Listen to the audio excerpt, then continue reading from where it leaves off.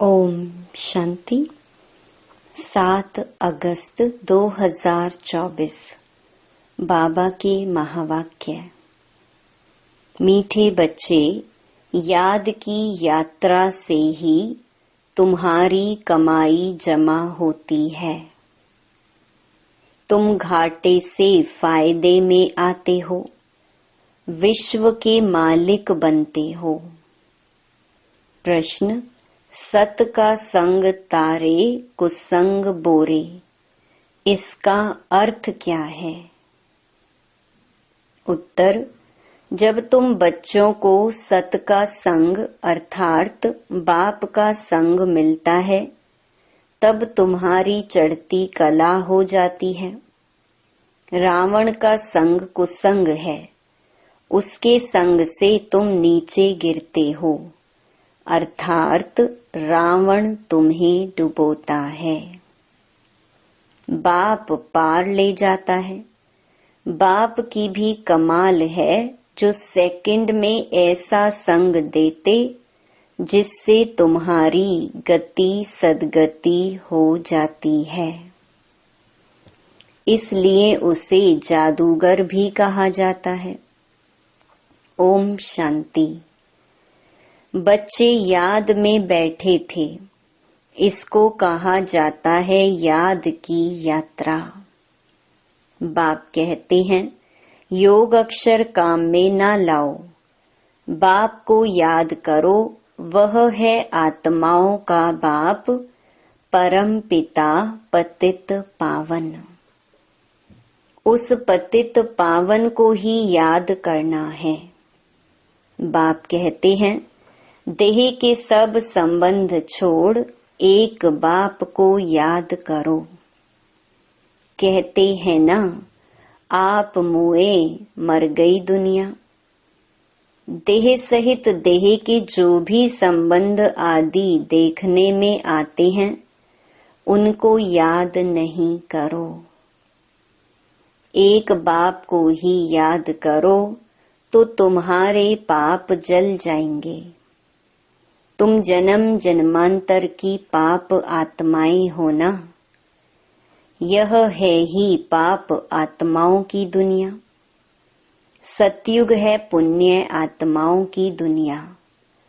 अब पाप सब कटकर पुण्य कैसे जमा हो? बाप की याद से ही जमा होंगे।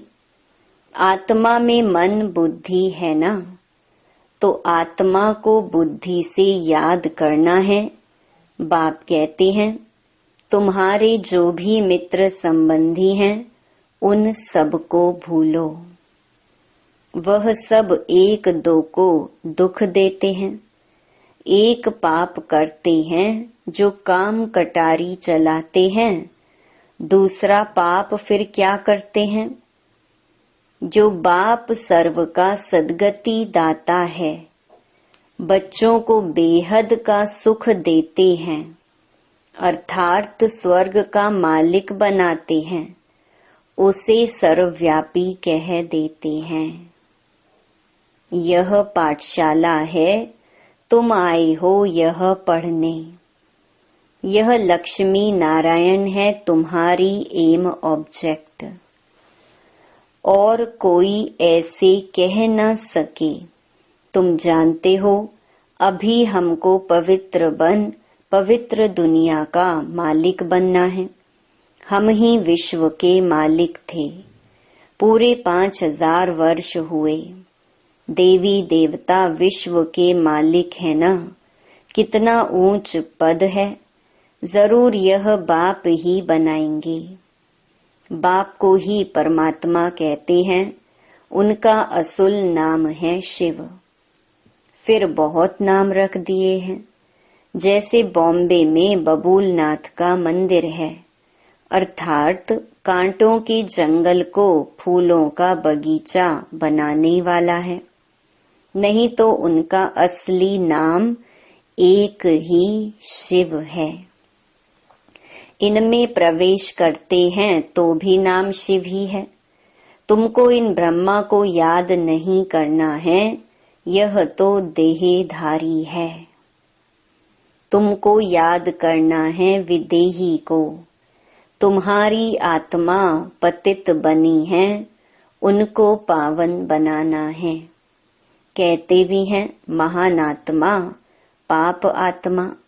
महान परमात्मा नहीं कहते हैं। अपने को परमात्मा व ईश्वर भी कोई कह न सके। कहते भी हैं महात्मा, पवित्र आत्मा। सन्यासी सन्यास करते हैं, इसलिए पवित्र आत्मा है। बाप ने समझाया है, वह भी सभी पुनर्जन्म लेते हैं। देहधारियों को पुनर्जन्म जरूर लेना पड़ता है। विकार से जन्म ले, फिर जब बड़े बालिग बन जाते हैं तो सन्यास कर लेते हैं। देवताएं तो ऐसे नहीं करते, वह तो एवर पवित्र हैं। बाप अभी तुमको आसुरी से दैवी बनाते हैं। दैवी गुण धारण करने से दैवी संप्रदाय बनेंगे। दैवी संप्रदाय रहते हैं सतयुग में, आसुरी संप्रदाय रहते हैं कलयुग में। अभी है संगम युग। अब तुमको बाप मिला है, कहते हैं अब तुमको फिर दैवी संप्रदाय बनना है जरूर। तुम यहाँ आए ही हो दैवी संप्रदाय बनने। दैवी संप्रदाय वालों को अथाह सुख है। इस दुनिया को कहा जाता है हिंसक, देवताएं हैं अहिंसक। बाप कहते हैं मीठे मीठे रूहानी बच्चों, बाप को याद करो। तुम्हारे जो गुरु लोग हैं वह भी सब देहधारी हैं। अभी तुम आत्माओं को परमात्मा बाप को याद करना है। सुख तब मिलेगा जब तुम पुण्य आत्मा बनेंगे। 84 जन्मों के बाद ही तुम पाप आत्मा बन जाते हो। अभी तुम पुण्य जमा करते हो। योग बल से पापों को खत्म करते हो। इस याद की यात्रा से ही तुम विश्व के मालिक बनते हो। तुम विश्व के मालिक थे तो सही ना, वह फिर कहाँ गए यह भी बाप ही बताते हैं। तुमने 84 जन्म लिए, सूर्यवंशी चंद्रवंशी बने। कहते भी हैं भक्ति का फल भगवान देते हैं। भगवान कोई देहधारी को नहीं कहा जाता है, वह है ही निराकार शिव। उनकी शिवरात्रि मनाते हैं तो जरूर आते हैं ना। परंतु कहते हैं मैं तुम्हारे सदृश जन्म नहीं लेता हूँ। मुझे शरीर का लोन लेना पड़ता है, मुझे अपना शरीर नहीं है। अगर होता तो उनका नाम होता। ब्रह्मा नाम तो इनका अपना है। इसने सन्यास किया तब नाम ब्रह्मा रखा है। तुम हो ब्रह्मा कुमार कुमारियां। नहीं तो ब्रह्मा कहाँ से आया। ब्रह्मा है शिव का बेटा। शिव बाबा अपने बच्चे ब्रह्मा में प्रवेश कर तुमको ज्ञान देते हैं। ब्रह्मा विष्णु शंकर भी इनके बच्चे हैं। निराकार बाप के सब बच्चे निराकार हैं। आत्माएं यहाँ आकर शरीर धारण कर पाठ बजाती हैं। बाप कहते हैं मैं आता ही हूँ पतितों को पावन बनाने। मैं इस शरीर का लोन लेता हूँ। शिव भगवानुवाच है ना। श्री कृष्ण को तो भगवान नहीं कह सकते, भगवान तो एक ही है।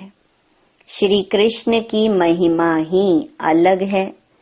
पहला नंबर देवता है राधे कृष्ण, जो स्वयंवर के बाद फिर लक्ष्मी नारायण बनते हैं, परंतु यह कोई जानते नहीं। राधे कृष्ण का किसको भी पता नहीं है, वह फिर कहाँ चले जाते हैं। राधे कृष्ण ही स्वयंवर के बाद फिर लक्ष्मी नारायण बनते हैं। दोनों अलग अलग महाराजाओं के बच्चे हैं। वहाँ अपवित्रता का नाम नहीं है, क्योंकि 5 विकार रूपी रावण ही नहीं है ही राम राज्य। अब बाप आत्माओं को कहते हैं कि मुझे याद करो तो तुम्हारे पाप कट जाएंगे। तुम सतो प्रधान थे, अब तमो प्रधान बने हो। घाटा पड़ा है, फिर जमा करना है। भगवान को व्यापारी भी कहा जाता है। कोई विरला उनसे व्यापार करे। जादूगर भी उनको कहते हैं। कमाल करते हैं जो सारी दुनिया की सद्गति करते हैं। सबको मुक्ति जीवन मुक्ति देते हैं। जादू का खेल है ना, मनुष्य मनुष्य को दे नहीं सकते। तुम 63 जन्म भक्ति करते आए हो।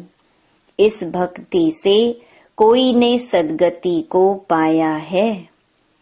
कोई है जो सद्गति दे? हो नहीं सकता। एक भी वापस जा नहीं सकता।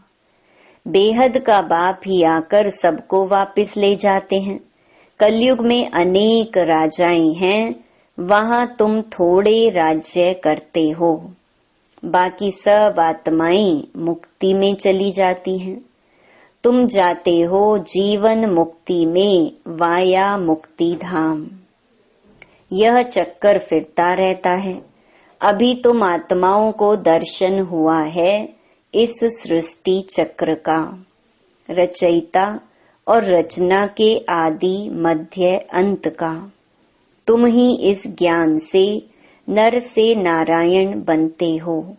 देवताओं की राजधानी स्थापन हो गई, फिर तुमको ज्ञान की दरकार नहीं रहेगी।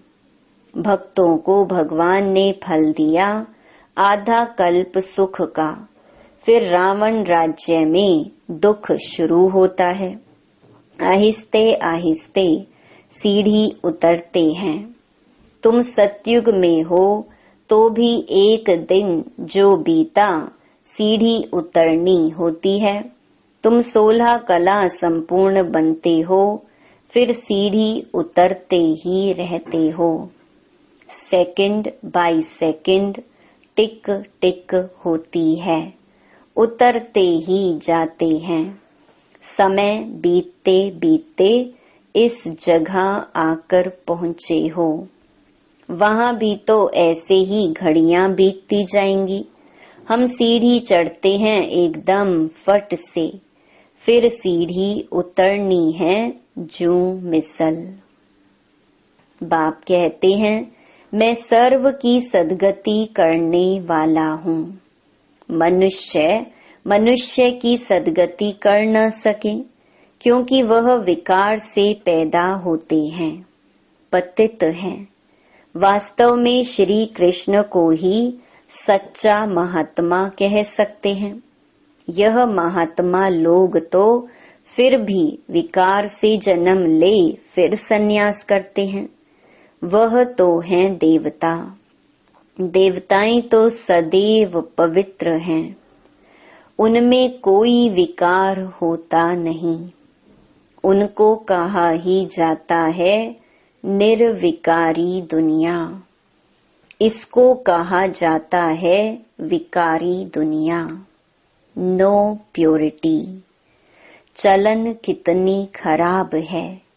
देवताओं की चलन तो बड़ी अच्छी होती है। सब उनको नमस्ते करते हैं। कैरेक्टर्स उन्हों के अच्छे हैं, तब तो अपवित्र मनुष्य उन पवित्र देवताओं के आगे माथा टेकते हैं। अभी तो लड़ना झगड़ना क्या क्या लगा पड़ा है, बड़ा हंगामा है। अभी तो रहने की भी जगह नहीं। चाहते हैं मनुष्य कम हो, परंतु यह तो बाप का ही काम है। सतयुग में बहुत थोड़े मनुष्य होते हैं, इतने सब शरीरों की होलिका हो जाती है, बाकी सब आत्माएं चली जाती हैं अपने स्वीट होम। सजाएं तो नंबरवार भोगते हैं जरूर। जो पूरा पुरुषार्थ कर विजय माला का दाना बनते हैं, वह सजाओं से छूट जाते हैं। माला एक की तो नहीं होती। जिसने उन्हों को ऐसा बनाया वह है फूल। फिर है मेरू, प्रवृत्ति मार्ग है ना, तो जोड़ी की माला है, सिंगल की माला नहीं होती। सन्यासियों की माला होती नहीं, वह है निवृत्ति मार्ग वाले। वह प्रवृत्ति मार्ग वालों को ज्ञान दे न सके। पवित्र बनने के लिए उनका है हद का सन्यास। वह है हठ योगी। यह है राजयोग। राजाई प्राप्त करने के लिए बाप तुमको यह राजयोग सिखलाते हैं। बाप हर 5000 वर्ष बाद आते हैं। आधा कल्प तुम राजाई करते हो सुख में, फिर रावण राज्य में आहिस्ते आहिस्ते तुम दुखी हो जाते हो। इसको कहा जाता है सुख दुख का खेल। तुम पांडवों को जीत पहनाते हैं, अब तुम हो पंडे। घर जाने की यात्रा कराते हो। वह यात्राएं तो मनुष्य जन्म जन्मांतर करते आए हैं। अब तुम्हारी यात्रा है घर जाने की। बाप आकर सबको मुक्ति जीवन मुक्ति का रास्ता बताते हैं। तुम जीवन मुक्ति में, बाकी सब मुक्ति में चले जाएंगे। हाहाकार के बाद फिर जय जयकार हो जाती है। अभी है कलयुग का अंत। आफतें तो बहुत आने की हैं। फिर उस समय तुम याद की यात्रा में रह नहीं सकेंगे, क्योंकि हंगामा बहुत हो जाएगा। इसलिए बाप कहते हैं अब याद की यात्रा को बढ़ाते जाओ तो पाप भस्म हो जाएं, और फिर जमा भी करो। सतो प्रधान तो बनो। बाप कहते हैं मैं हर कल्प के पुरुषोत्तम संगम युग पर आता हूँ। यह तो बहुत छोटा सा ब्राह्मणों का युग है। ब्राह्मणों की निशानी चोटी होती है। ब्राह्मण, देवता, क्षत्रिय, वैश्य, शूद्र, यह चक्र फिरता ही रहता है। ब्राह्मणों का बहुत छोटा कुल होता है। इस छोटे से युग में बाप आकर तुमको पढ़ाते हैं। तुम बच्चे भी हो तो स्टूडेंट भी हो, फॉलोअर्स भी हो, एक के ही हैं। ऐसा कोई मनुष्य होता नहीं जो बाप भी हो, शिक्षा देने वाला टीचर भी हो, सृष्टि के आदि मध्य अंत का ज्ञान देता हो, फिर साथ में भी ले जाए। ऐसा कोई मनुष्य हो न सके। यह बातें अभी तुम समझते हो। सतयुग में भी पहले पहले बहुत छोटा झाड़ होता है, बाकी सब शांति धाम में चले जाएंगे। बाप को कहा जाता है सर्व का सद्गति दाता। बाप को बुलाते हैं हे पतित पावन बाबा आओ। दूसरे तरफ फिर कहते हैं परमात्मा कुत्ते बिल्ली पत्थर ठिक्कर सब में है। बेहद के बाप का अपकार करते हैं। बाप जो विश्व का मालिक बनाते उनको डिफेम करते हैं। इसे ही कहा जाता है रावण का संग दोष। सत का संग तारे कुसंग डुबोए। रावण राज्य शुरू होता है तो तुम गिरने लग पड़ते हो। बाप आकर के तुम्हारी चढ़ती कला करते हैं। बाप आकर मनुष्य को देवता बनाते हैं तो सर्व का भला हो जाता है। अभी तो सब यहाँ हैं, बाकी जो भी रहे हुए हैं वह आते रहते हैं। जब तक निराकारी दुनिया से सब आत्माएं आ जाएंगी तब तक तुम इम्तिहान में भी नंबरवार पास होते जाएंगे। इनको कहा जाता है रूहानी कॉलेज। रूहानी बाप रूहानी बच्चों को पढ़ाने आते हैं। रावण राज्य आया तो फिर शरीर छोड़ अपवित्र राजा बने और पवित्र देवताओं के आगे माथा टेकने लगे। आत्मा ही पतित अथवा पावन बनती है। आत्मा पतित तो शरीर भी पतित मिलता है। सच्चे सोने में खाद पड़ती है तो खाद का जेवर हो जाता है। अब आत्मा से खाद निकले कैसे?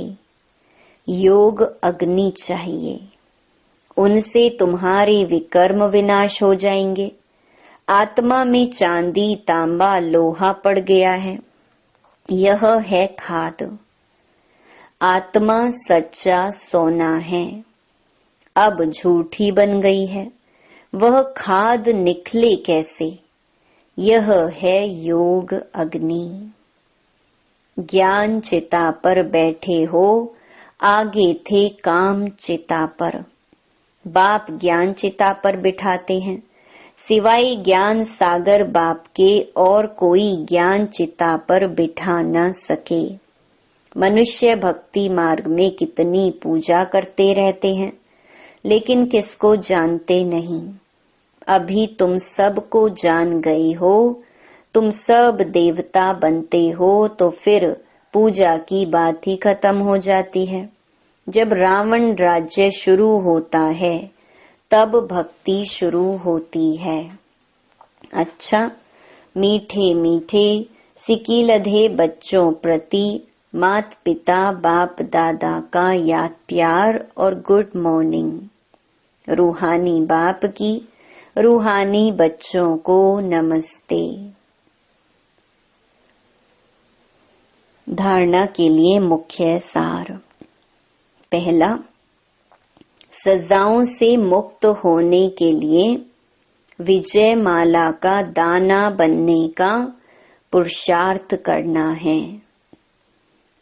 रूहानी पंडा बन सबको शांति धाम घर की यात्रा करानी है।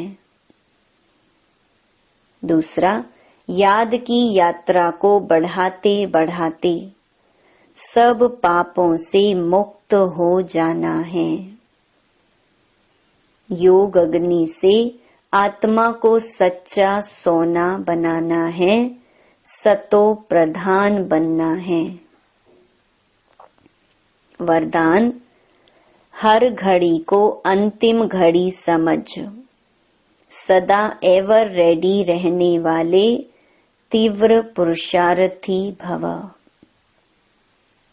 अपनी अंतिम घड़ी का कोई भरोसा नहीं है, इसलिए हर घड़ी को अंतिम घड़ी समझते हुए एवर रेडी रहो। एवर रेडी अर्थात तीव्र पुरुषार्थी। ऐसे नहीं सोचो कि अभी तो विनाश होने में कुछ टाइम लगेगा, फिर तैयार हो जाएंगे। नहीं, हर घड़ी अंतिम घड़ी है, इसलिए सदा निर्मोही, निर्विकल्प, निर्व्यर्थ, व्यर्थ भी नहीं, तब कहेंगे एवर रेडी। कोई भी कार्य रहे हुए हो, लेकिन अपनी स्थिति सदा उपराम हो। जो होगा वो अच्छा होगा। स्लोगन, अपने हाथ में लौ उठाना भी क्रोध का अंश है। ओम शांति।